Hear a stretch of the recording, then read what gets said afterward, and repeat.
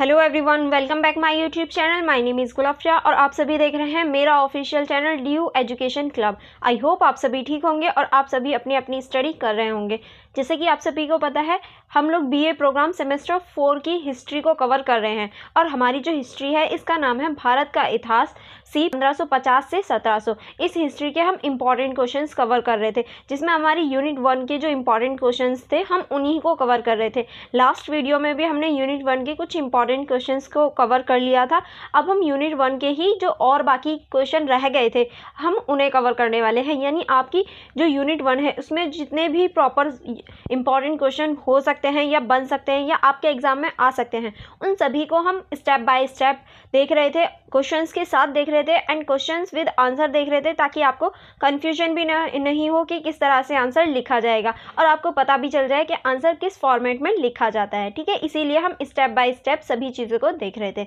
अगर आपने अभी तक मेरी लास्ट वीडियो नहीं देखी है जो इसके ऊपर थी, यानी इसी के क्वेश्चंस थे हमारी यूनिट नंबर 1 के, तो आप जल्दी से जाकर उसे चेकआउट कर लीजिए। मैं डिस्क्रिप्शन बॉक्स में भी लिंक दे दूंगी।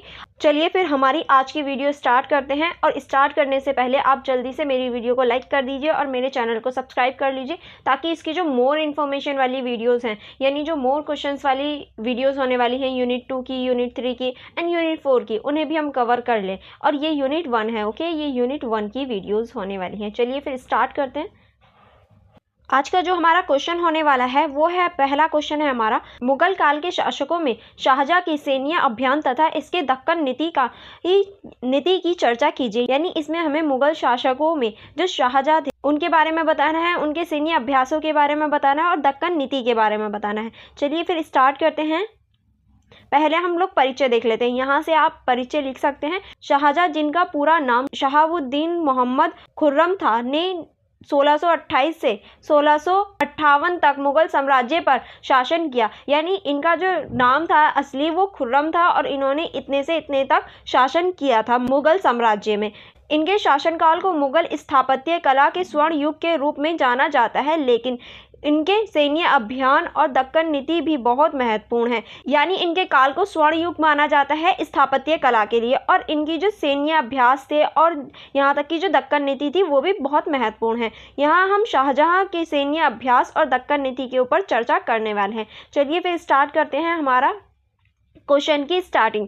पहले हम लिखेंगे शाहजहां के सैन्य अभियान। पहले हम शाहजहां के सैन्य अभियान देख लेते हैं। पहला आप लिख सकते हैं अहमदनगर का पतन, जो कि 1633 में हुआ था। पृष्ठभूमि देख लेते हैं। शाहजहां के शासनकाल के आरंभ में अहमदनगर का निज़ामशाही राज्य मुगलों के अधीन नहीं था। यानी जब शाहजहां का शासनकाल शुरू हुआ था तो उस टाइम पे वहाँ के जो निज़ामशाही थे वो मुगलों के अधीन नहीं थे, वो मुगलों से स्वतंत्र थे। अभियान 1633 में शाहजहां ने अपने बेटे औरंगजेब को अहमदनगर के खिलाफ अभियान पर भेजा। यानी अहमदनगर को जीतने औरंगजेब को भेजा गया था, जो कि शाहजहां का बेटा था। उसके बाद में परिणाम क्या हुआ, अहमदनगर पर विजय प्राप्त कर इसे मुगल साम्राज्य में शामिल कर लिया। यानी औरंगजेब ने इस पर विजय प्राप्त कर ली और अब इसे मुगलों के अधीन कर दिया था। नेक्स्ट हम देखेंगे कंधार अभियान, जो कि हुआ था 1638 से 1649 में। चलिए देख लेते हैं इसको, कंधार अभियान को। पृष्ठभूमि आप इसमें लिख सकते हैं, कंधार पर मुगलों और फारस के सव्वी साम्राज्य के बीच विवाद था। अभियान जब चलाया गया, शाहजहां ने कई बार कंधार को पुनः प्राप्त करने के लिए अभियान चलाया, परंतु अंततः 1649 में यह साफी साम्राज्य के नियंत्रण में चला गया और 1946 में इस पे साफी साम्राज्य का नियंत्रण हो गया था। ठीक है, और परिणाम क्या हुआ, कंधार मुगलों के नियंत्रण से बाहर चला गया, जो उनके पश्चिमी विस्तार में एक बड़ी क्षति थी। यानी लास्ट में जाके ये हुआ कि कंधार जो था वो फारस के लोगों के पास चला गया, जो कि पश्चिम के विस्तार के लिए बहुत बड़ी क्षति के रूप में सामने आई। ठीक है, अब हम नेक्स्ट देखेंगे। नेक्स्ट है हमारा कश्मीर अभियान, जो कि 1634 में चलाया गया था। अभियान कश्मीर के कुछ इलाकों में विद्रोह होने पर शाहजहां ने सेना भेजी और परिणाम क्या हुआ, विद्रोह को कुचल दिया गया और कश्मीर पर मुगलों का नियंत्रण फिर स्थापित कर दिया गया। यानी कश्मीर तक मुगलों के अधीन था। ठीक है, अब आगे चलते हैं। आगे अब हम लिखेंगे बल्ख और बदखशा अभियान, जो कि हुआ था 1646 से 1647 में। इसकी पृष्ठभूमि मध्य एशिया में बल्ख और बदखशा के क्षेत्रों को पुनः प्राप्त करने का प्रयास किया गया था इसके अंतर्गत। और अभियान जो चलाया गया था वो शाहजहां ने अपने बेटे मुराद बख्श को इस क्षेत्र पर कब्जा करने के लिए भेजा था, यानी इस क्षेत्र पर कब्जा करने के लिए मुराद बख्श को भेजा था, जो कि शाहजहां का ही दूसरा बेटा था। ठीक है, पहला बेटा जो था औरंगजेब था, जिसके बारे में हम पढ़ चुके हैं, दूसरा मुराद बख्श था। और परिणाम क्या हुआ? प्रारंभिक सफलता के बाद मुगल सेना को वापस लौटना पड़ा और अभियान असफल रह गया। और इसका जो परिणाम हुआ कि ये लोग इसे जीत नहीं पाए और इन्हें वापस लौटना पड़ा खाली हाथ। ठीक है, आगे चलते हैं। आगे है हम हमारा शाहजहां की दक्कन नीति। अब हम शाहजहां की दक्कन नीति के ऊपर प्रकाश डालते हैं। दक्कन के महत्वपूर्ण राज्य। अब हम दक्कन के जो महत्वपूर्ण राज्य थे जिसको शाहजहां ने जीता था उन्हें देख लेते हैं। पहला आप लिख सकते हैं अहमदनगर, पहले ही मुगल साम्राज्य में शामिल हो चुका था, यानी अहमदनगर जो था वो पहले ही मुगल साम्राज्य में शामिल हो गया था। बीजापुर और गोलकुंडा स्वतंत्र राज्य थे और मुगलों के लिए चुनौती बन रहे थे। ठीक है, अब हम देखेंगे बीजापुर अभियान जो कि हुआ था 1636 में। इसको देख लेते हैं।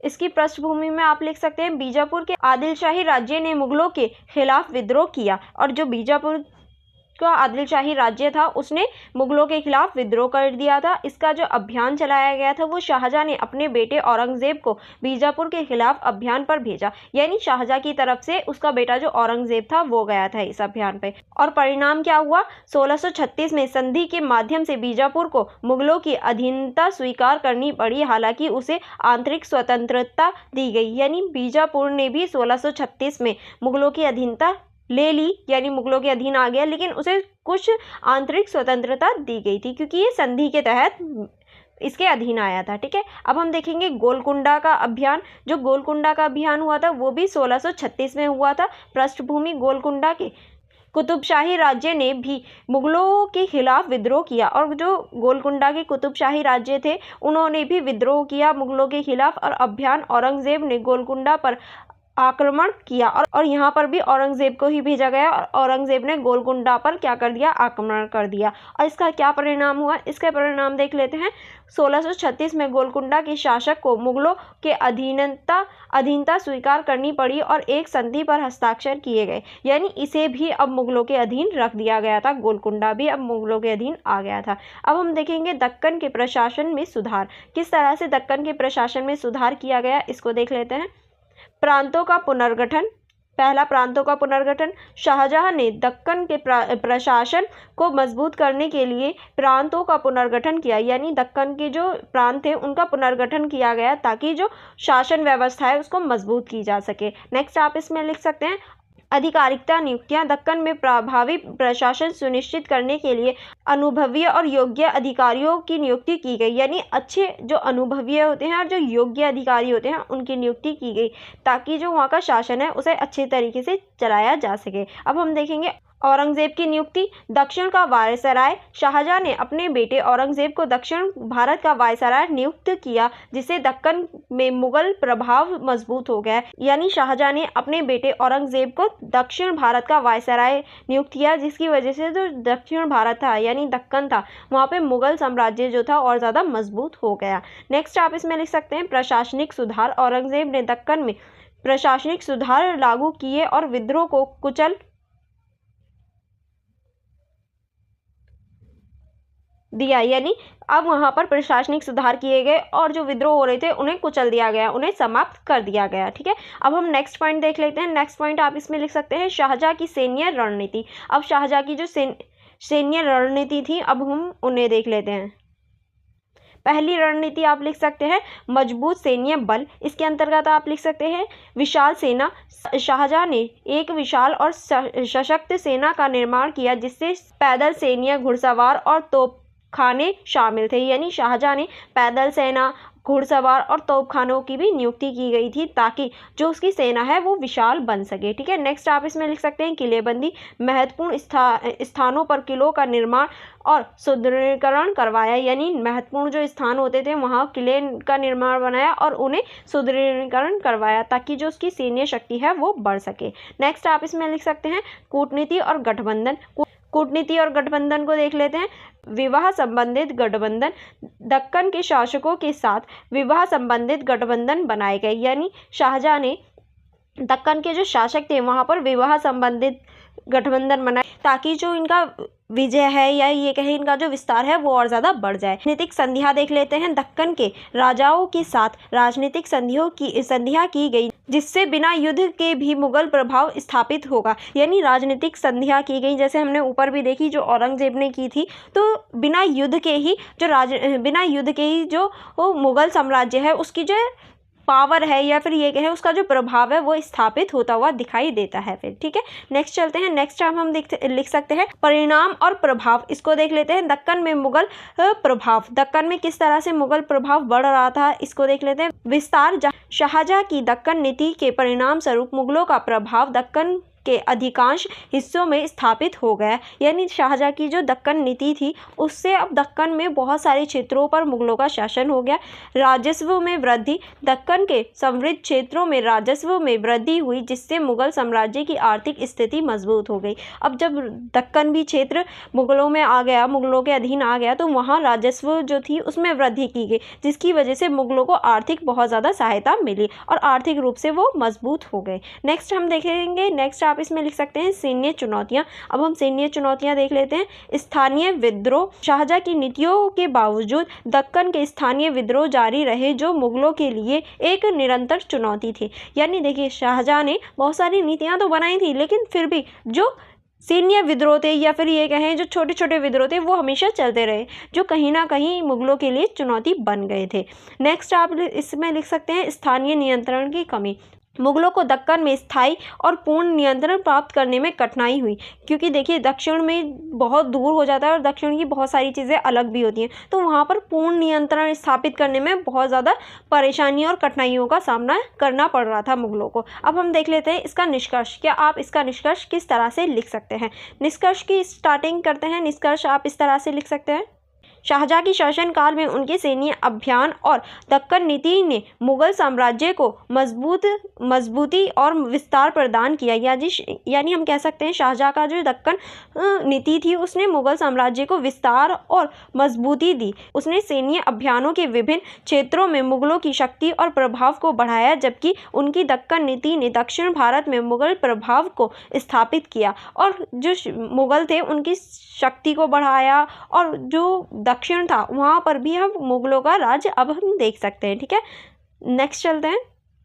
नेक्स्ट इसमें लिख सकते हैं हालांकि स्थानीय विद्रोह और कंधार अभियान की असफलता जैसी चुनौतियां भी सामने आई जिससे निपटने के लिए शाहजहां को निरंतर प्रयास करना पड़ा। इसके बावजूद उनके शासनकाल को मुगल साम्राज्य के लिए समृद्ध और स्थापत्य का युग माना जाता है। यानी देखिए हम ये नहीं कह सकते कि सारी जो शाहजहां था उसने सारी चीज़ें ही विजय कर ली, नहीं, कहीं कहीं उसने विद्रोह का सामना करना पड़ा, दक्कन में जो दक्कन को नहीं हासिल कर पाए, ऐसी भी कठिनाइयों का सामना देखा जा सकता है और इन्होंने फिर भी निरंतर प्रयास किया और इसी वजह से जो शाहजहां का टाइम पीरियड था इसको हम समृद्धि और स्थापत्य का युग माना जा सकता है इसको, क्योंकि इसमें बहुत ज़्यादा समृद्धि हुई, बहुत ज़्यादा स्थापित किए गए नए नए राज्यों का स्थापना की गई, इसीलिए इस युग को स्थापत्य और समृद्धि का युग माना जाता है। आई होप आपको ये पूरा क्वेश्चन अच्छे से समझ में आ गया होगा। अब हम नेक्स्ट क्वेश्चन की तरफ चलते हैं। नेक्स्ट क्वेश्चन है हमारा औरंगजेब द्वारा किस तरह मुगल साम्राज्य का विस्तार किया गया, टिप्पणी कीजिए। यानी औरंगजेब द्वारा किस तरह मुगल साम्राज्य का विस्तार किया गया इस बारे में हमें बताना है। चलिए फिर देख लेते हैं, इसका परिचय देख लेते हैं। पहले हम औरंगजेब के बारे में कुछ चीज़ें लिखेंगे। औरंगजेब, पूरा नाम औरंगजेब का क्या था उसको देख लेते हैं। मुअज्जम आलमगीर औरंगजेब, यानी औरंगजेब का पूरा नाम मुअज्जम आलमगीर औरंगजेब था, ने 1658 से 1707 तक मुगल साम्राज्य पर शासन किया, यानी इनका शासनकाल ये था। ठीक है, उसके शासनकाल को मुगल साम्राज्य के विस्तार और उसके पतन दोनों के लिए महत्वपूर्ण माना जाता है। यानी औरंगजेब के शासनकाल को मुगल साम्राज्य के विस्तार के लिए भी महत्वपूर्ण माना जाता है और इसके पतन के लिए भी, क्योंकि औरंगजेब के बाद ही मुगल साम्राज्य पतन की ओर चला जाता है। ठीक है, यानी पतन होना स्टार्ट हो जाता है। औरंगजेब ने अपनी सैन्य अभियानों और कठोर प्रशासनिक नीतियों के माध्यम से साम्राज्य का विस्तार किया, यानी इसने बहुत ज़्यादा कठोर नीतियां अपनाई थी जिसकी वजह से इसने अपने साम्राज्य का विस्तार किया था। ठीक है, आगे चलते हैं। यहाँ औरंगजेब द्वारा मुगल साम्राज्य के विस्तार से चर्चा की गई है। चलिए अब हम देख लेते हैं औरंगजेब द्वारा जो मुगल साम्राज्य का विस्तार हुआ था उसके ऊपर चर्चा कर लेते हैं। पहला जो पॉइंट आप लिख सकते हैं वो है प्रारंभिक सैन्य अभियान। पहले हम प्रारंभिक सैन्य अभियानों की तरफ चलते हैं। पहला आप लिख सकते हैं, पहला है हमारा शाहजहां के खिलाफ विद्रोह और सत्ता की प्राप्ति। यानी शाहजहां के खिलाफ, अपने पिता के खिलाफ ही इसने विद्रोह कर दिया था। कैसे, चलिए देखते हैं। संघर्ष, औरंगजेब ने अपने पिता शाहजहां और भाई दारा शिकोह के खिलाफ विद्रोह कर दिया। यानी औरंगजेब ने अपने पिता जो शाहजहां थे और उसका जो भाई था दारा शिकोह, इसी के खिलाफ विद्रोह कर दिया और सत्ता हासिल कर ली, सत्ता प्राप्त कर ली। सत्ता प्राप्त कब की? 1658 में औरंगजेब ने दिल्ली पर कब्जा कर लिया और मुगल सम्राट बन गया। और 1658 में औरंगजेब ने दिल्ली पर कब्जा कर लिया था और अपने आप को मुगल सम्राट घोषित कर दिया। ठीक है, नेक्स्ट जो हम देख सकते हैं, नेक्स्ट हम इसमें लिख सकते हैं उत्तर पश्चिम सीमाओं की सुरक्षा। अब उत्तर पश्चिम जो सीमाएं थी उनकी सुरक्षा कैसे की गई, चलिए देखते हैं। बल्ख और बदकशा, औरंगजेब ने अपने प्रारंभिक वर्षों में बल्ख और बदकशा को सुरक्षित करने के प्रयास किया। हमने पहले ही देखा कि शाहजहां के टाइम पे ही औरंगजेब बल और बदकशा में जाता है अपनी सेना को लेकर, तो प्रारंभिक टाइम में इसने इसकी सुरक्षा का कार्य किया। ठीक है, अब हम नेक्स्ट चलते हैं। नेक्स्ट इसमें लिख सकते हैं काबुल। काबुल को देख लेते हैं। काबुल पर नियंत्रण बनाए रखने के लिए निरंतर सैन्य अभियान चलाए गए और काबुल पर भी नियंत्रण पाने के लिए औरंगजेब ने निरंतर सैन्य अभियान चलाए गए ताकि काबुल पर कब्जा किया जा सके। अब हम इसमें देखेंगे दक्कन अभियान। दक्कन अभियान को देख लेते हैं औरंगजेब का। बीजापुर और गोलकुंडा का विजय, यानी दक्कन अभियान में जो बीजापुर और गोलकुंडा है उस पर जो विजय की गई थी, जो कि 1686 से 1687 के बीच है। बीजापुर 1686 में औरंगजेब ने बीजापुर पर आक्रमण किया और आदिलशाही राज्य को पराजित कर मुगल साम्राज्य में मिला लिया। यानी बीजापुर को, जो आदिलशाही साम्राज्य था, उसको हराकर अब मुगलों में मिला दिया था। किसने? औरंगजेब ने। गोलकुंडा 1687 में गोलकुंडा पर विजय प्राप्त कर कुतुबशाही राजा को भी मुगल साम्राज्य में शामिल कर लिया था। ये भी औरंगजेब द्वारा ही किया गया था। ठीक है, चलिए आगे बढ़ते हैं। आगे हम लिख सकते हैं मराठाओं के खिलाफ संघर्ष, क्योंकि औरंगजेब ने मराठाओं के खिलाफ भी बहुत ज़्यादा संघर्ष देखा था, तो इसको देख लेते हैं। शिवाजी और मराठाओं संघर्ष। औरंगजेब ने मराठा शासन शिवाजी के खिलाफ अभियान चलाया लेकिन पूरी तरह से उन्हें पराजित नहीं कर पाया। यानी औरंगजेब ने शिवाजी के खिलाफ अभियान तो चलाया था लेकिन पूरी तरीके से मराठाओं को पराजित नहीं कर पाया था। ठीक है, नेक्स्ट इसमें लिख सकते हैं आप संभाजी की गिरफ्तारी और हत्या। 1689 में शिवाजी के बेटे संभाजी को पकड़कर मार दिया लेकिन मराठा विद्रोह जारी रहा। देखिए, 1689 में शिवाजी के जो पुत्र थे संभाजी, उन्हें पकड़कर मार दिया गया था, लेकिन फिर भी मराठाओं का जो विद्रोह था वो चलता रहा। इसने सोचा औरंगजेब ने कि अगर हम लीडर को ही मार देंगे तो जो विद्रोह है वो रुक जाएगा, लेकिन ऐसा नहीं हुआ। मराठाओं का विद्रोह फिर भी चलता रहा। ठीक है, चलिए आगे बढ़ते हैं। आगे आप इसमें लिख सकते हैं दक्षिण के अन्य अभियान। अब दक्षिण के जो अन्य अभियान थे उन्हें देख लेते हैं। मैसूर और तंजावुर। औरंगजेब ने दक्षिण के अन्य राज्य जैसे मैसूर और तंजावुर के खिलाफ भी अभियान चलाए। और भी अन्य राज्यों के खिलाफ इसने अभियान चलाए थे जिसमें मैसूर और तंजावुर भी है। नेक्स्ट आप इसमें लिख सकते हैं मुगल नियंत्रण पर विस्तार। इन अभियानों के माध्यम से दक्षिण भारत के कई हिस्सों में मुगल नियंत्रण स्थापित हो गया। अब मुगलों की जो स्थापना थी वो और ज़्यादा विस्तृत होती जा रही थी। नेक्स्ट अब इसमें लिख सकते हैं उत्तर भारत में अभियान। अब हम देखेंगे औरंगजेब के उत्तर भारत के अभियान। पहला आप लिख सकते हैं राजपूत राज्यों के खिलाफ अभियान। अब उत्तर भारत में जो राजपूत थे उनके खिलाफ अभियान हो रहा था। पहला आप लिख सकते हैं मेवाड़ और मारवाड़ा। औरंगजेब ने राजपूत राज्यों विशेषकर मेवाड़ और मारवाड़ा के खिलाफ अभियान चलाया। यानी औरंगजेब ने इनके भी खिलाफ अभियान चलाया था। राजपूत विद्रोह। राजपूत शासकों ने विद्रोह किया लेकिन औरंगजेब ने उनकी विद्रोह गतिविधियों को कुचल दिया। यानी राजपूत राज्यों ने औरंगजेब का विद्रोह करना शुरू किया लेकिन औरंगजेब ने इन्हें भी कुचल दिया, यानी इन्हें भी अपने रास्ते से हटा दिया। ठीक है, अब आगे चलते हैं। आगे आप इसमें लिख सकते हैं सिखों के खिलाफ अभियान। अब औरंगजेब ने सिखों के खिलाफ भी अभियान चलाया था, उसे देख लेते हैं। गुरु तेग बहादुर की गिरफ्तारी और हत्या। 1675 में गुरु तेग बहादुर की गिरफ्तारी कर उनकी हत्या कर दी गई। यानी औरंगज़ेब ने गुरु तेग बहादुर यानी जो सिख हैं उनके जो गुरु होते हैं उनको 1678 में गिरफ्तार करवाया गया और फिर उनकी हत्या करवा दी गई। ठीक है, आगे चलते हैं। आगे आप इसमें लिख सकते हैं सिखों का विद्रोह। औरंगज़ेब के शासनकाल में सिखों ने भी विद्रोह किया और उनके खिलाफ कई सैन्य अभियान चलाए गए। अब जो सिख थे क्या वो लोग शांत हो बैठ जाएंगे? नहीं बैठ सकते। तो अब सिखों ने भी विद्रोह करना शुरू कर दिया था। ठीक है, अब हम देखेंगे बंगाल और पूर्व भारत में अभियान। यानी अब हम बंगाल और भारत की जो पूर्व था उसमें जो अभियान चलाए गए थे औरंगज़ेब द्वारा, अब हम उन्हें देखेंगे। पहला अभियान आप लिख सकते हैं असम अभियान, जो कि असम में चलाया गया था। असम के अहोम राज्य के खिलाफ अभियान। औरंगज़ेब ने असम में अहोम राज्य के खिलाफ भी सैन्य अभियान चलाया था। यानी हम देख सकते हैं औरंगज़ेब ने अब असम तक अपना अभियान चलाना शुरू कर दिया था कि अहोम राज्य में था। इसका जो परिणाम हुआ वो था, इसमें जो हुआ इसमें देखिए प्रारंभिक में तो ऐसा लगा, शुरू में तो ऐसा लगा कि हाँ औरंगज़ेब जीत रहा है, लेकिन बाद में जो यहाँ से ना इन्हें भागना पड़ा क्योंकि यहाँ की जो प्राकृतिक कठिनाइयाँ थी वो बहुत ज़्यादा होने लगी और वहाँ की जो अहोम सेना थी उसने विरोध करना शुरू कर दिया और वहाँ पर जो औरंगज़ेब की सेना थी वो टिक नहीं पाई थी। ठीक है, चलिए आगे देख लेते हैं। आगे है हमारा बंगाल और उड़ीसा में नियंत्रण। अब औरंगज़ेब का बंगाल और उड़ीसा में नियंत्रण देख लेते हैं। देखिए ये क्वेश्चन बहुत ज़्यादा लेंथी आएगा, ऐसा नहीं है सिर्फ छोटा सा आएगा, तो इसीलिए मैंने सारी चीज़ों को पॉइंट वाइज आपको दिखाया है ताकि आप इन्हें अच्छे से लिख पाएँ। तो आप साथ में अपने नोट्स भी बना सकते हैं। ठीक है, इसमें आप लिख सकते हैं बंगाल और उड़ीसा। औरंगज़ेब ने बंगाल और उड़ीसा में भी मुगल नियंत्रण को मजबूत किया और वहाँ विद्रोह को कुचल दिया। यानी अब औरंगज़ेब ने बंगाल और उड़ीसा में भी अपना नियंत्रण स्थापित करना शुरू कर दिया था। अब हम देखेंगे औरंगज़ेब की प्रशासनिक नीतियाँ कि औरंगज़ेब की क्या क्या प्रशासनिक नीतियाँ थी। पहला हम देखेंगे धार्मिक नीतियाँ। धार्मिक नीतियों में देख लेते हैं इस्लामी कानून का प्रवर्तन। औरंगज़ेब ने इस्लामी कानून का कड़ाई से पालन किया और कई हिंदू मंदिरों का ध्वस्त कर दिया। यानी जो औरंगज़ेब थे वो बहुत ज़्यादा कट्टर थे।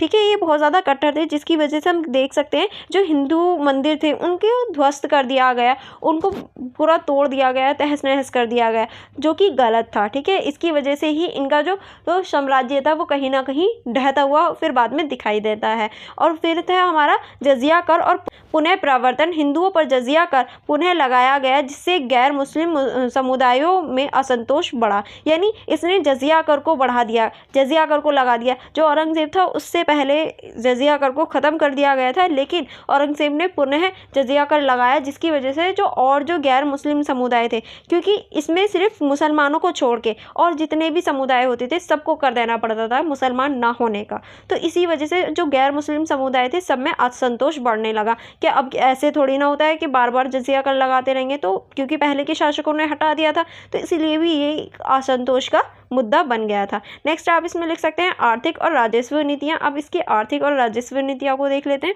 कर प्रणाली। औरंगज़ेब ने राजस्व संग्रहण को मजबूत किया, लेकिन अत्यधिक कर आरोपण के कारण किसानों और जमींदारों में असंतोष फैला। यानी औरंगज़ेब ने जो राजस्व प्रणाली थी उसको मजबूत तो कर लिया, बहुत ज़्यादा पैसा इकट्ठा किया, लेकिन उसने जो कर आरोपण था, कर को बहुत ज़्यादा तेज़ कर दिया था, यानी बहुत ज़्यादा वृद्धि कर दी थी, जिसकी वजह से जो ज़मींदार थे, किसान थे, उनमें असंतोष पैदा हो गया था औरंगज़ेब के खिलाफ। ठीक है, नेक्स्ट आप इसमें लिख सकते हैं मनसबदारी प्रणाली। औरंगज़ेब ने मनसबदारी प्रणाली को बरकरार रखा, लेकिन इसमें सुधार के प्रयास भी किए।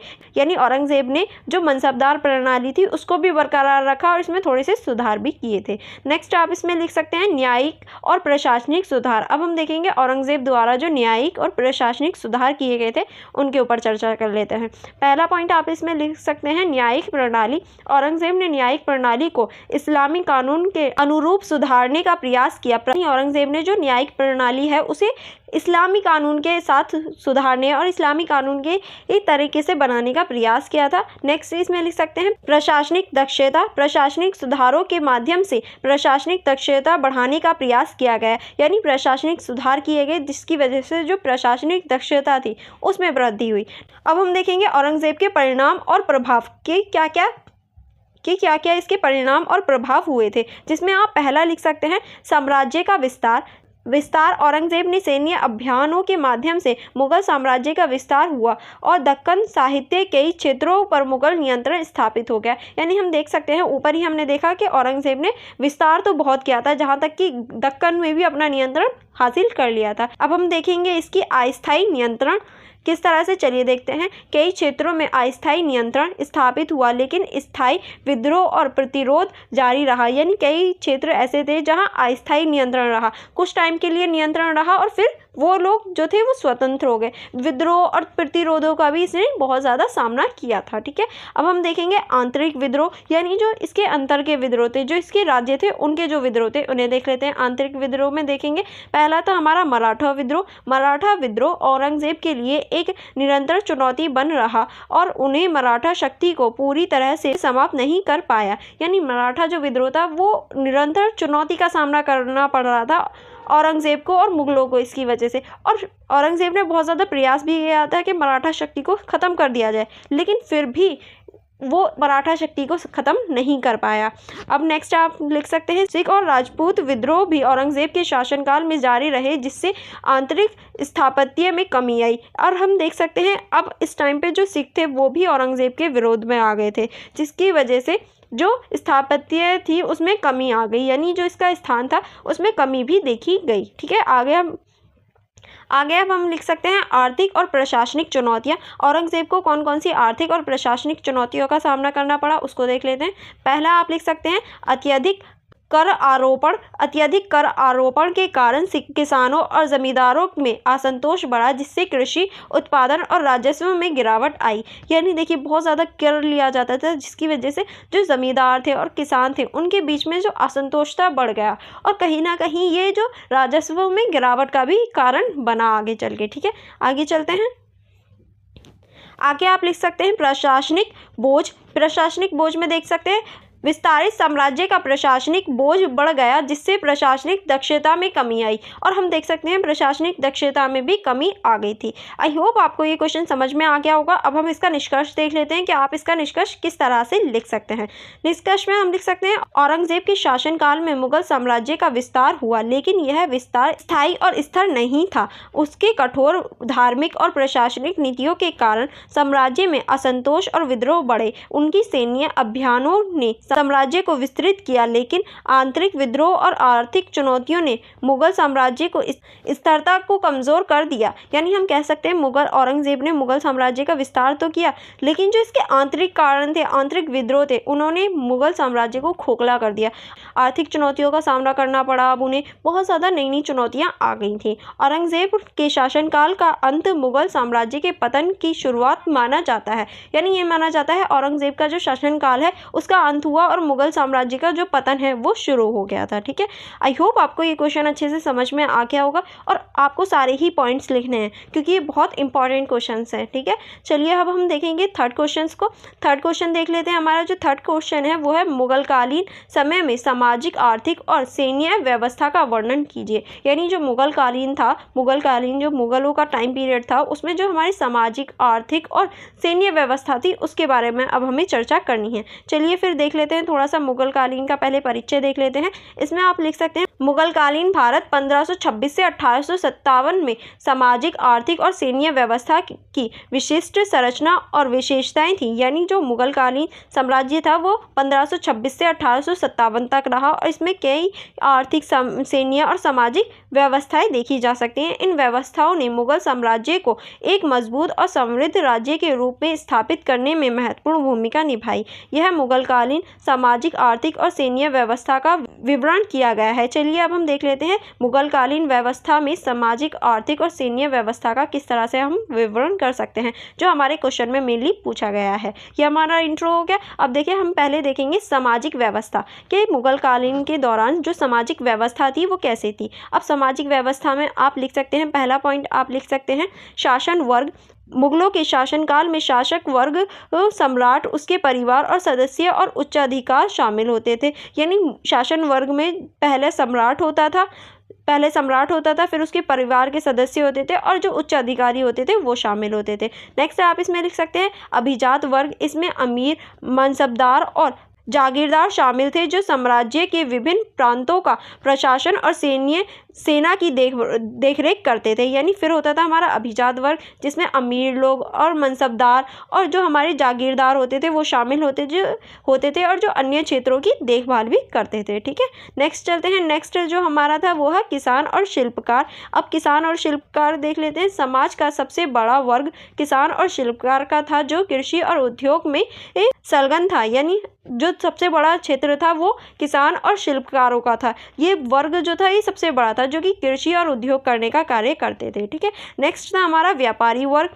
व्यापारियों का वर्ग भी महत्वपूर्ण था, जो देशों और विदेशों में व्यापार करते थे। यानी जो व्यापारी वर्ग था वो भी बहुत ज़्यादा महत्वपूर्ण था, क्योंकि ये देश में और विदेश में व्यापार करने का कार्य करते थे। ठीक है, अब हम देखेंगे धार्मिक और सांस्कृतिक। इसके अंतर्गत आप लिख सकते हैं धार्मिक सहिष्णुता। अकबर ने धार्मिक सहिष्णुता की नीति अपनाई और सुलह-ए-कुल की नीति का पालन किया। यानी अकबर जो था उन्होंने धार्मिक सहिष्णुता की नीति को अपनाया था और सुलह-ए-कुल की नीति को अपनाया था, जिसमें सभी धर्मों को समान माना जाता था और किसी भी धर्म के साथ भेदभाव नहीं किया जाता था। ठीक है, नेक्स्ट आप इसमें लिख सकते हैं हिंदू मुस्लिम संबंध। हिंदू और मुस्लिम समाज में एक सामान्य सह अस्तित्व था। हालांकि औरंगजेब के शासनकाल में धार्मिक कट्टरता बढ़ी। यानी देखिए, पहले औरंगजेब के शासनकाल से पहले कोई भी हिंदू मुस्लिम ऐसी चीज़ें नहीं थी, सब लोग साथ मिलकर रहते थे, क्योंकि अकबर ने भी यही चीज़ अपनाई थी, सभी धर्मों को समान माना था। लेकिन औरंगजेब के आते आते जब औरंगजेब आया तो धार्मिक जो कट्टरपंथी थी वो बढ़ने लगी, क्योंकि औरंगजेब ने बहुत सारे धार्मिक कर लगा दिए थे, जिसमें से जजिया कर भी एक था। नेक्स्ट अब हम देखेंगे शिक्षा और कला। शिक्षा और कला को देख लेते हैं। मुगल काल में शिक्षा और कला का विकास हुआ, जिसमें फारसी, सांस्कृतिक और स्थानीय भाषाओं का साहित्य, चित्रकला और संगीत शामिल था। यानी मुगल काल में हम बहुत सारा विकास देख सकते हैं शिक्षा में और कला में, जिसमें फारसी, सांस्कृतिक और स्थानीय भाषा और चित्रकला और संगीत में भी विकास देखा जा सकता है। ठीक है, अब हम नेक्स्ट चलते हैं। नेक्स्ट है हमारा सामाजिक प्रथाएं। अब हम देखेंगे सामाजिक प्रथाएं कैसी थी उस टाइम पे। पहला आप लिख सकते हैं सती प्रथा। सती प्रथा का चलन था, जिससे कुछ मुगल शासकों ने समाप्त करने का प्रयास किया। यानी सती प्रथा थी, लेकिन उसे समाप्त करने का प्रयास भी किया जा रहा था। नेक्स्ट आप इसमें लिख सकते हैं बाल विवाह और बहुपत्नी विवाह। समाज में बाल विवाह और बहुपत्नी विवाह की प्रथा भी थी। यानी बाल विवाह, बचपन में ही विवाह करने की भी प्रथा थी, और बहुपत्नी विवाह यानी एक पुरुष कई पत्नियों रख सकता है, यानी कई विवाह कर सकता है। ये जो प्रथा थी ये भी प्रचलित थी समाज में। नेक्स्ट आप इसमें लिख सकते हैं जातीय व्यवस्था।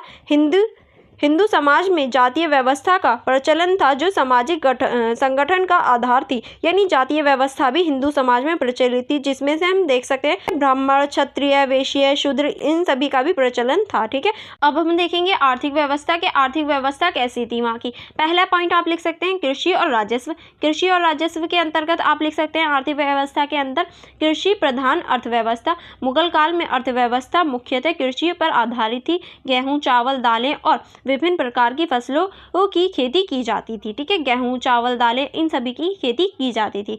राजस्व प्रणाली देख लेते हैं। अकबर ने टोडरमल की सहायता से राजस्व प्रणाली में सुधार किया। भूमि की माप, उपज का मूल्यांकन और राजस्व दरें तय की गई। यानी राजस्व प्रणाली जो थी वो टोडरमल की जो राजस्व प्रणाली है उसके आधार पर इसे अपनाया गया था। नेक्स्ट हम देख सकते हैं जागीरदारी व्यवस्था। भूमि के बदलते सैन्य सेवा के आधार पर जागीरदारियों को भूमि आवंटित की जाती थी। यानी जो जागीरदार होते थे उनकी जो सेना के आधार पर भूमि उन्हें दी जाती थी। ठीक है, नेक्स्ट आप इसमें लिख सकते हैं उद्योग और व्यापार। उद्योग और व्यापार को देख लेते हैं। उद्योग और व्यापार के अंतर्गत आप लिख सकते हैं शिल्प और उद्योग।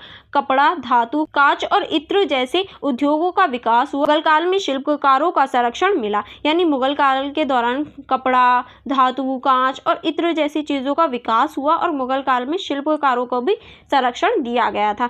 अब हम देखेंगे आंतरिक व्यापार। देश के विभिन्न हिस्सों में आंतरिक व्यापार फला फूला। बाजारों और मंडियों का विकास हुआ। यानी हम देख रहे हैं कि आंतरिक जो व्यापार था वो भी बढ़ने लगा। बाजार और जो मंडियां थी उनका भी विकास होने लगा।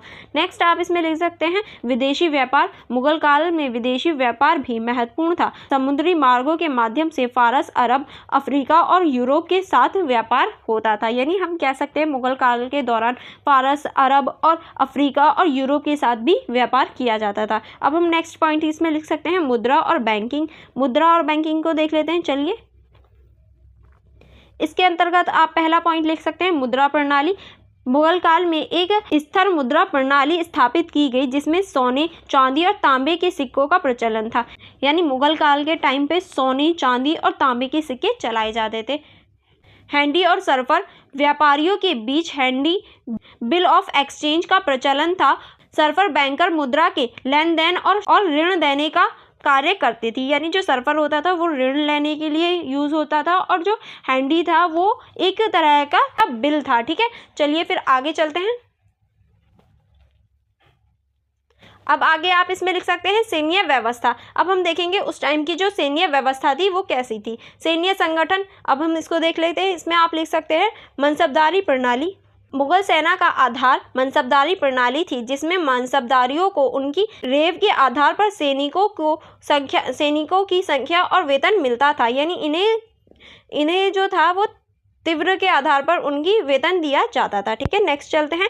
नेक्स्ट हम इसमें लिख सकते हैं प्रशिक्षण और अनुशासन। सैनिकों को विशेष प्रशिक्षण दिया जाता था और अनुशासन का सख्ती से पालन किया जाता था। यानी सैन्य प्रशिक्षण भी दिया जाता था और जो अनुशासन, जो रूल्स रेगुलेशन होती थी उनका सख्ती से पालन किया जाता था ताकि सभी लोग जो हैं वो सभ्य लोगों की तरह व्यवहार कर सकें।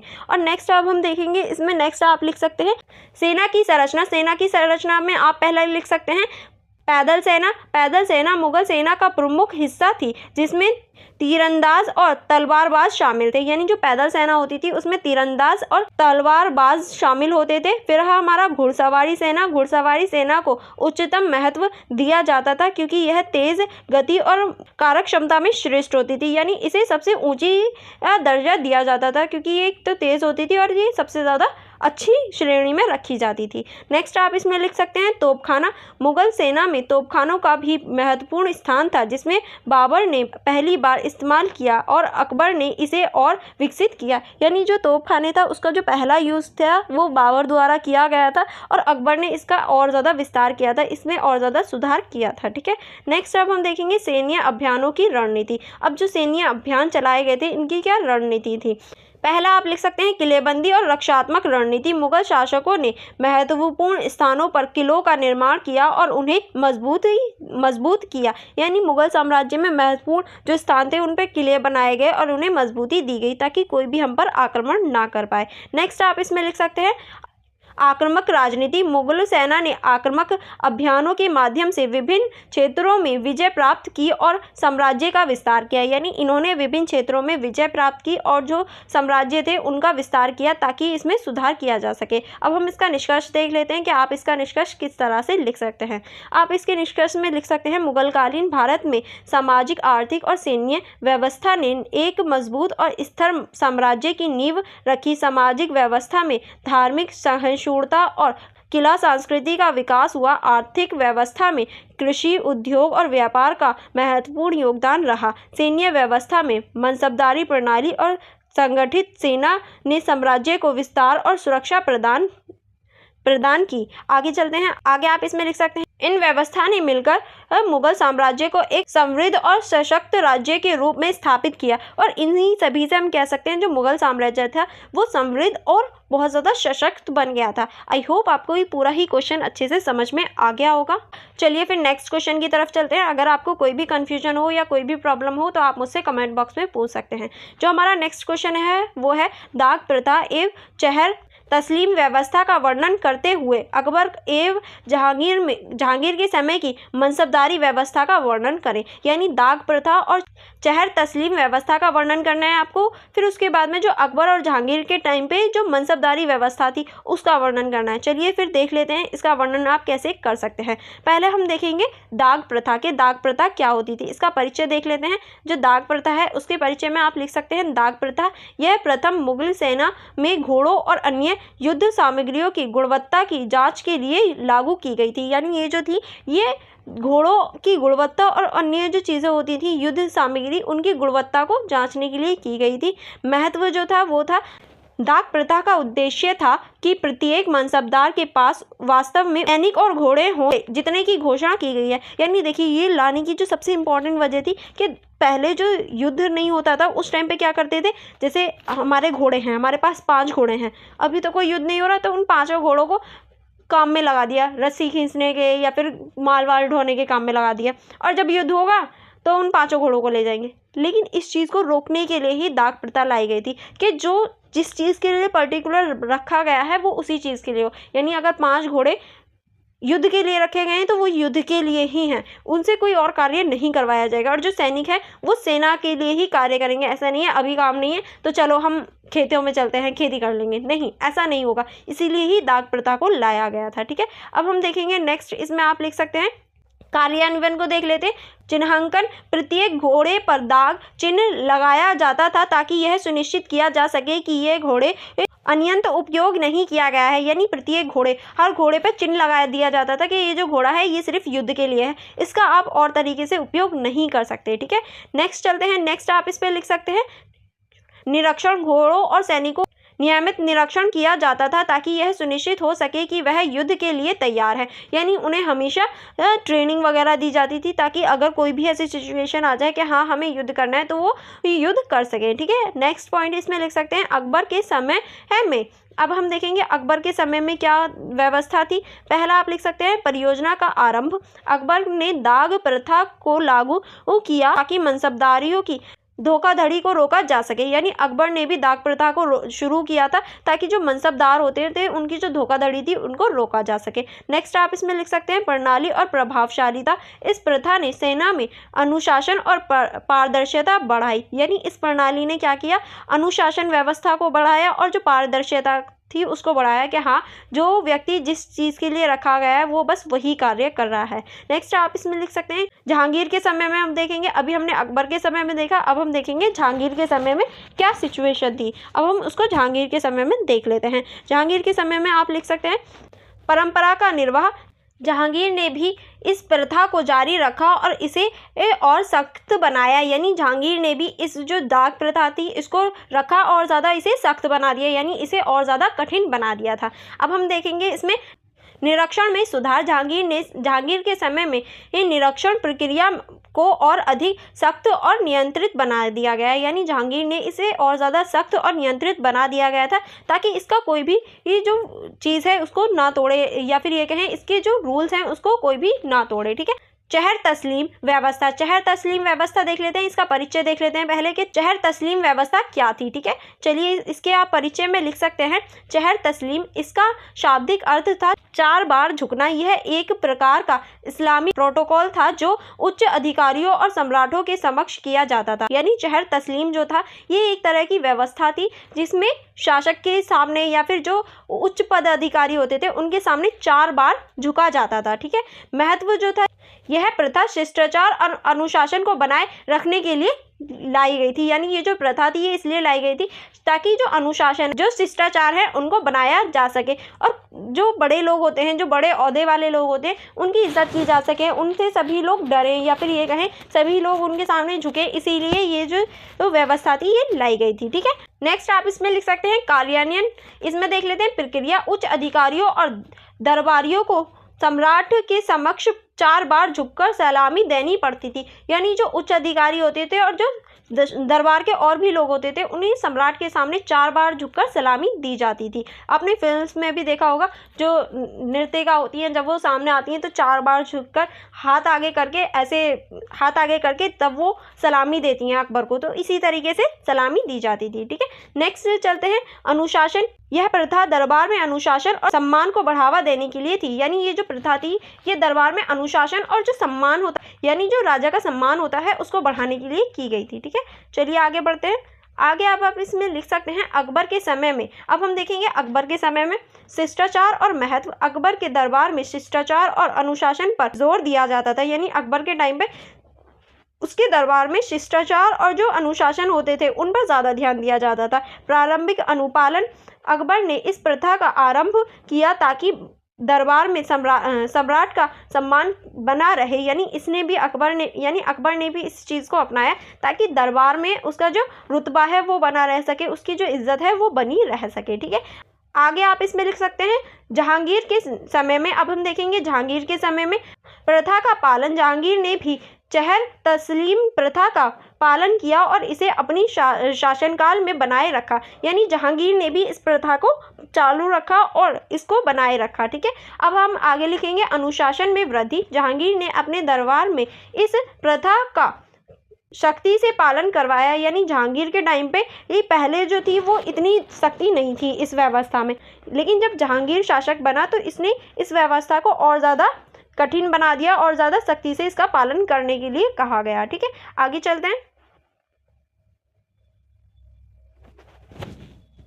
अब आगे आप लिख सकते हैं अकबर और जहांगीर के समय की मनसबदारी व्यवस्था। अब हम देखेंगे अकबर और जहांगीर के समय की जो मनसबदारी व्यवस्था थी उसके ऊपर चर्चा कर लेते हैं। मनसबदारी व्यवस्था का परिचय के पहले हम देख लेते हैं लेकिन मनसबदारी व्यवस्था होती क्या है, फिर अकबर और जहांगीर के समय में भी इसे देखेंगे। मनसबदारी व्यवस्था यह एक प्रशासनिक और सैन्य व्यवस्था थी जिसमें अधिकारियों को मनसब दिया जाता था। यानी मनसबदारी व्यवस्था जो थी ये एक सैन्य और प्रशासनिक व्यवस्था थी जिसमें अधिकारियों को मनसब यानी थोड़ी सी भूमि दे दी जाती थी। मनसब का अर्थ क्या होता है देख लेते हैं। मनसब का अर्थ होता है पद या रेख। ठीक है, मनसब का अर्थ पद या रेख होता है। यह संख्या बताती थी कि अधिकारी के अधीन कितने सैनिक और घोड़े हैं। यानी ये जो पद था ये जो कहें ये जो चीज़ थी ये बताती थी कि अधिकारी के पास कितने सेना है और कितने घोड़े हैं। मनसब इसका मनसब जो था ये यही बताने का कार्य करता था। ठीक है, अब हम देखेंगे अकबर के समय में मनसबदारी व्यवस्था। यानी अकबर के समय में जो मनसबदारी व्यवस्था थी उसके ऊपर चर्चा कर लेते हैं।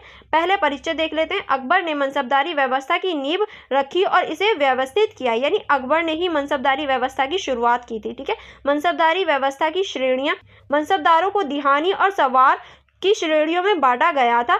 दिहानी का अर्थ था कुल सैनिक और सवार का अर्थ था घुड़सवार। यानी मनसबदारी व्यवस्था को दिहानी और सिवार में बांटा गया था। दिहानी जो होते थे उनका अर्थ होता था कुल सैनिक वाले जिनके पास सैनिक है, और जो सवार होता था उसका अर्थ होता था घुड़सवार के जिनके पास घुड़सवार है। ठीक है, चलिए आगे बढ़ते हैं। अब आगे हम लिख मनसबदारों की नियुक्ति। मनसबदारों को उनके पद और योग्यता के आधार पर नियुक्त किया जाता था। यानी मनसबदारी जो होते थे उनकी जो नियुक्ति होती थी वो उनकी योग्यता के आधार पर की जाती थी। अब आगे इसमें लिख सकते हैं प्रमोशन और डिमोशन। मनसबदारों के प्रदर्शनों के आधार पर उनके प्रमोशन और डिमोशन होते थे। यानी अगर मनसबदार अच्छा कार्य करता है तो उसका प्रमोशन हो जाएगा, उसकी नियुक्ति और बड़ी हो जाएगी, लेकिन वो गलत कार्य कर रहा है पद पर आके तो उसका डिमोशन यानी उसे हटाया भी जा सकता था। ठीक है, नेक्स्ट आप इसमें लिख सकते हैं राजस्व संग्रहण। मनसबदारों को राज्य से एक निश्चित वेतन मिलता था और अन्य जागीर भी दी जाती थी। यानी मनसबदारों को एक निश्चित वेतन दिया जाता था और जो जागीर होती थी वो भी दी जाती थी। ठीक है,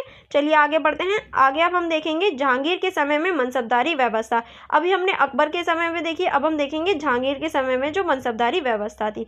अकबर की प्रणाली का पालन। जहांगीर ने अकबर की मनसबदारी व्यवस्था को बनाए रखा और इसे और विस्तृत किया। यानी अकबर की जो मनसबदारी व्यवस्था थी उसे ही जहांगीर ने फॉलो किया और उसमें ही थोड़ा सुधार किया। ठीक है, अब आगे चलते हैं। आगे आप इसमें लिख सकते हैं नियुक्तियों में सुधार। जहांगीर ने नियुक्तियों को और पारदर्शी बनाने का प्रयास किया। यानी जहांगीर ने जो नियुक्ति होती थी, जो पदाधिकारियों को रखा जाता था, उसे और ज़्यादा पारदर्शी और ज़्यादा उसमें सुधार किया। अब इसमें नेक्स्ट लिख सकते हैं नियंत्रण और निरीक्षण। जहांगीर ने मनसबदारों के नियंत्रण और निरीक्षण की व्याख्या को और सख्त किया। यानी जहांगीर ने जो मनसबदार होते थे उनके नियंत्रण और निरीक्षण को और ज़्यादा सख्त कर दिया गया। अब हम इसकी मूल्यांकन प्रणाली देख लेते हैं। इसमें आप लिख सकते हैं मनसबदारों के प्रदर्शन का मूल्यांकन नियमित रूप से किया जाता था और उन्हें उनके आधार पर पुरस्कार या दंडित किया जाता था। यानी जो मनसबदार होते थे उनकी चीज़ों को ऑब्जर्व किया जाता था कि अगर वो सही कार्य कर रहे हैं तो उन्हें पुरस्कार दिया जाता था, लेकिन अगर वो गलत कार्य कर रहे हैं या फिर अत्याचार कर रहे हैं तो उन्हें दंडित भी किया जाता था, जिसकी वजह से जो मनसबदार थे वो अपनी मनमानी नहीं चला पाते थे। ठीक है, अब आगे चलते हैं। आगे आप लिख सकते हैं मनसबदारी व्यवस्था का महत्व। अब हम देखेंगे मनसबदारी जो व्यवस्था थी इसका क्या महत्व था। पहला आप लिख सकते हैं प्रशासनिक दक्षता। इस व्यवस्था ने प्रशासनिक दक्षता और सैन्य व्यवस्था को संगठित और मजबूत बनाया। यानी इस व्यवस्था ने जो प्रशासनिक व्यवस्था था उसको संगठित बना दिया और ज़्यादा मजबूत बना दिया। नेक्स्ट इसमें लिख सकते हैं राजस्व संग्रहण। जागीरों के माध्यम से राजस्व संग्रहण को सुव्यवस्थित कर दिया, यानी जो राजस्व प्रणाली थी उसे और ज़्यादा अच्छा बना दिया था इस व्यवस्था ने। नेक्स्ट आप इसमें लिख सकते हैं सामाजिक संरचना। मनसबदारी व्यवस्था ने सामाजिक संरचना में एक नई दिशा प्रदान की, जिससे योग्यता और पद के आधार पर समानता और अधिकार दिए गए, यानी इसने सामाजिक व्यवस्था में भी सुधार करने का प्रयास किया गया। अब यहाँ हम देख लेते हैं इसका निष्कर्ष, कि आप इसका निष्कर्ष किस तरह से लिख सकते हैं। अकबर और जहांगीर के समय में दाग प्रथा और चहर तस्लीम व्यवस्था ने मुगल शासन और सैन्य व्यवस्था को अनुशासन और संगठित बनाया। मनसबदारी व्यवस्था ने प्रशासनिक और सैन्य संगठन को एक सुसंगठित ढांचे में बदल दिया, जिससे मुगल साम्राज्य की स्थापना और विस्तार में महत्वपूर्ण योगदान मिला।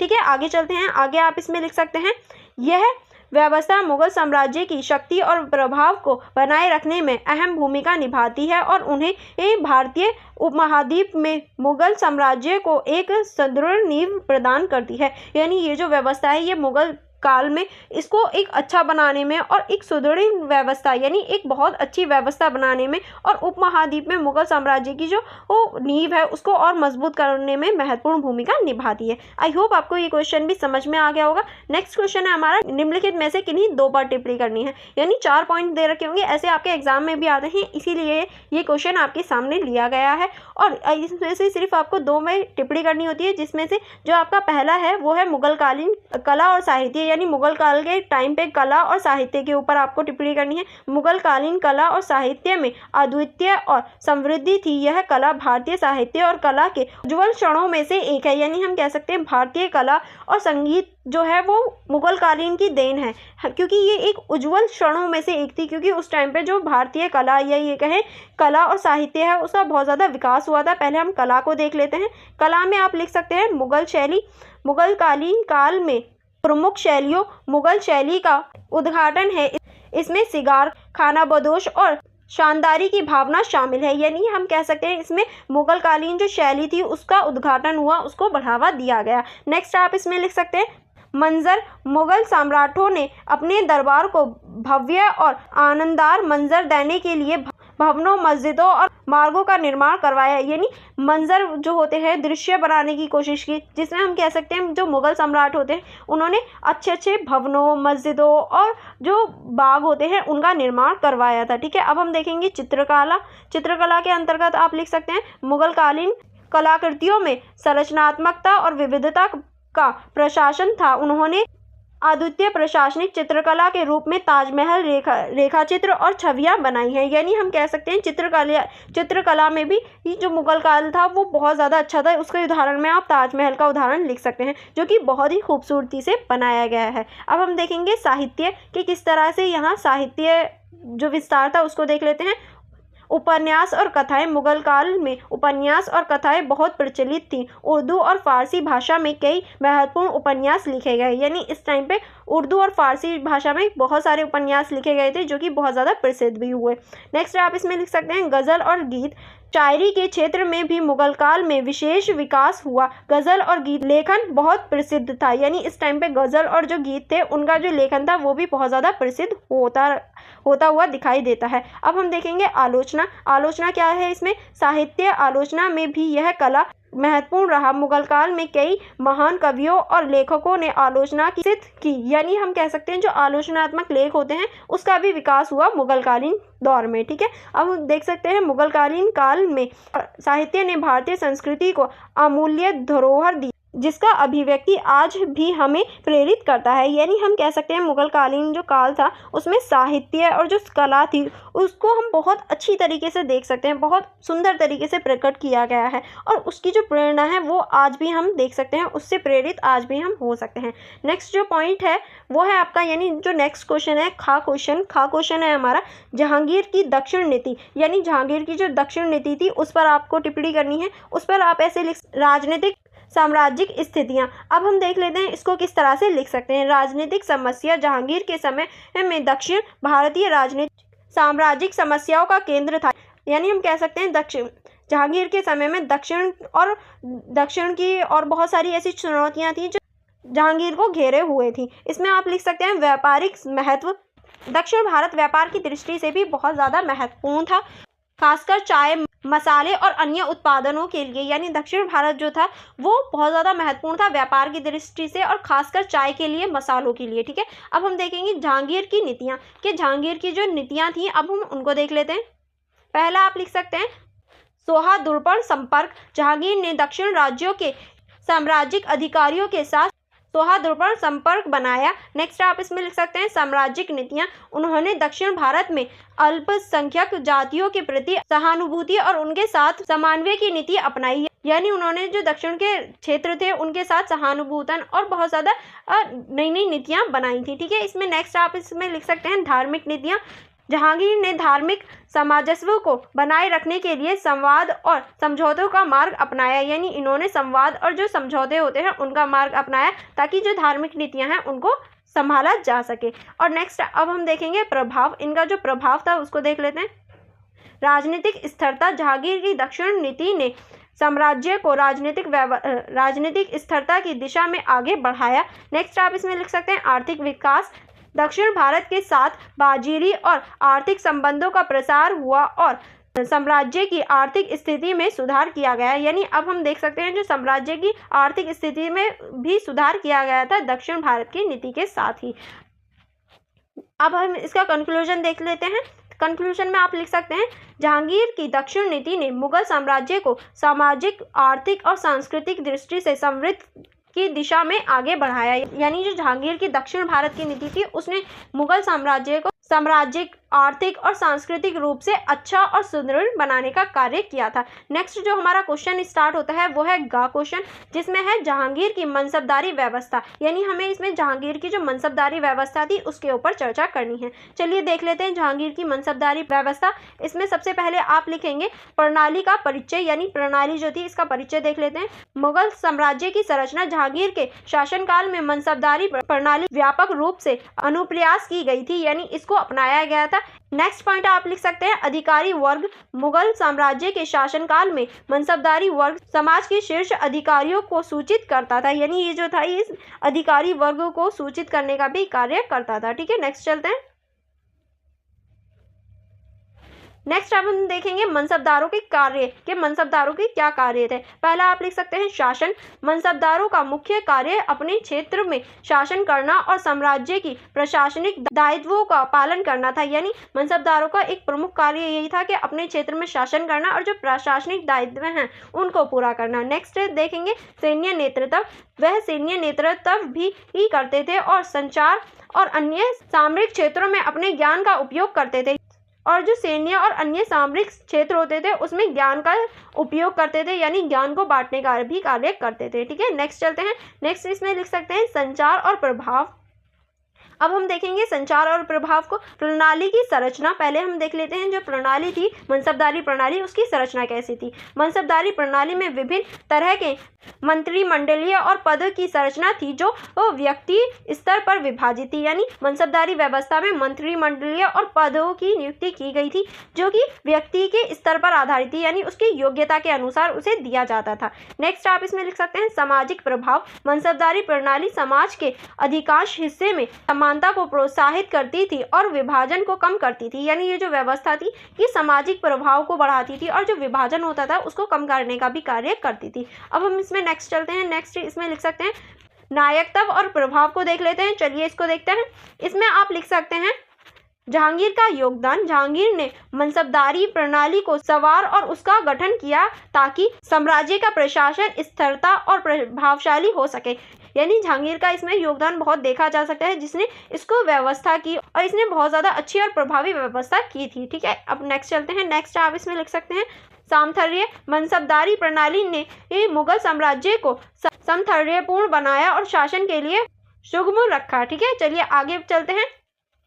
आगे आप इसके कंक्लूजन में लिख सकते हैं जहांगीर की मनसबदारी प्रणाली ने मुगल साम्राज्य को व्यवस्था और प्रभावशालीता में मदद की। यह प्रणाली सामाजिक और आर्थिक समानता को भी प्रोत्साहित करती है यानी ये जो व्यवस्था है इसने मुगल साम्राज्य को स्थिरता प्रदान की, व्यवस्था और प्रभावशालीता को बढ़ाने में मदद की थी। ठीक है, अब हमारा घा क्वेश्चन स्टार्ट होता है, यानी जो हमारा लास्ट क्वेश्चन घा होता है वो है औरंगजेब। अब हम औरंगजेब के ऊपर टिप्पणी कर लेते हैं कि औरंगजेब क्या थे, किस तरह से इन्होंने नीतियां अपनाई थी। औरंगजेब के बारे में देख लेते हैं, राजनीतिक और साम्राज्यिक स्थितियां। अब हम औरंगजेब की जो राजनीतिक और साम्राज्यिक स्थितियां थी उनको देख लेते हैं। पहला आप इसमें लिख सकते हैं राजनीतिक दक्षता। औरंगजेब एक प्रभावशाली और कुशल नेता थे जो राजनीतिक कौशल के साथ साम्राज्य को नियंत्रित करते थे। यानी हम कह सकते हैं जो औरंगजेब थे वो एक कुशल और अच्छे नेता थे जो राजनीतिक कुशलता के साथ साथ जो सामरिक नियंत्रण था उसको भी बहुत कुशलता से करते थे। ठीक है, नेक्स्ट इसमें देख लेते हैं। नेक्स्ट आप इसमें लिख सकते हैं साम्राज्यिक स्थिरता। उनके शासनकाल में साम्राज्य में स्थिरता का अवलंबन था, हालांकि यह भारतीय इतिहास में बहुत संवेदनशील थे। यानी हम कह सकते हैं इनका जो शासनकाल था वो बहुत ज़्यादा अच्छा था और ये भारतीय इतिहास में संवेदनशील थे। ठीक है, अब नेक्स्ट देख लेते हैं। नेक्स्ट इसमें लिख सकते हैं राजनीतिक नीतियाँ।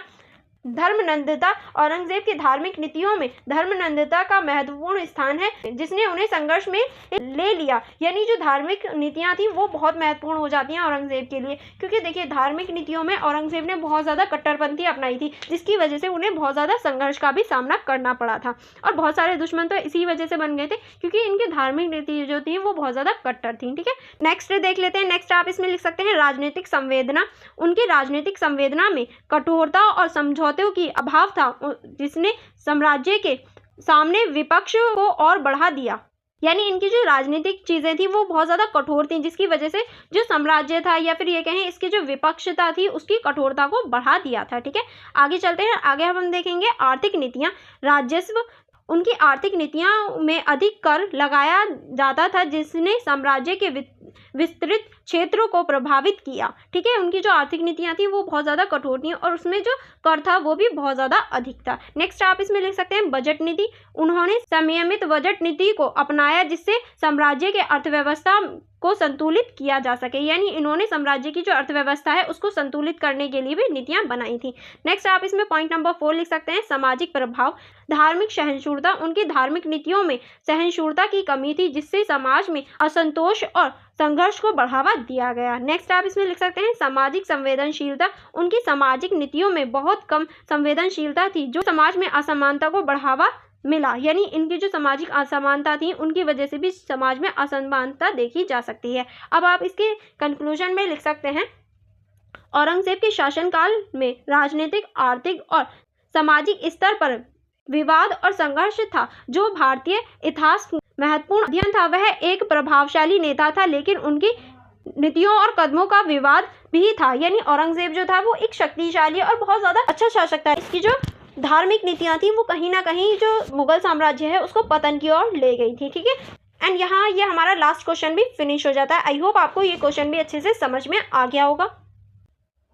And for more videos, for more connectivity आप मेरे चैनल को सब्सक्राइब कर सकते हैं एंड मेरे टेलीग्राम ग्रुप के साथ जुड़ सकते हैं ताकि आपकी जो अपकमिंग और वीडियोज़ हों वो भी मैं आपको दिखा पाऊँ। और ये हमारी यूनिट 1 के जितने भी इंपॉर्टेंट क्वेश्चन थे यानी चैप्टर नंबर 1 के, चैप्टर नंबर 2 के एंड चैप्टर नंबर 3 के, ये तीनों ही चैप्टर्स के इंपॉर्टेंट क्वेश्चन फिनिश हो जाते हैं। अब हमारी यूनिट नंबर 2 स्टार्ट होगी जिसके हम इंपॉर्टेंट क्वेश्चंस कवर करने वाले हैं। तो आप मेरे टेलीग्राम ग्रुप के साथ जुड़ जाइए एंड अगर आप चाहते हैं तो मेरी इंस्टा आईडी को भी चेकआउट कर सकते हैं जो कि आप यहाँ देख सकते हैं। And thank you for watching everyone. Like करना एंड शेयर करना मत भूलना ताकि आपके फ्रेंड्स भी इस वीडियो को देख पाएँ और जितने भी इंपॉर्टेंट क्वेश्चंस आपके पेपर के पॉइंट ऑफ व्यू से होने वाले हैं उन सभी को कवर कर पाएँ। चलिए फिर मिलते हैं नेक्स्ट वीडियो में नेक्स्ट इंपॉर्टेंट क्वेश्चंस के साथ। Thank you for watching.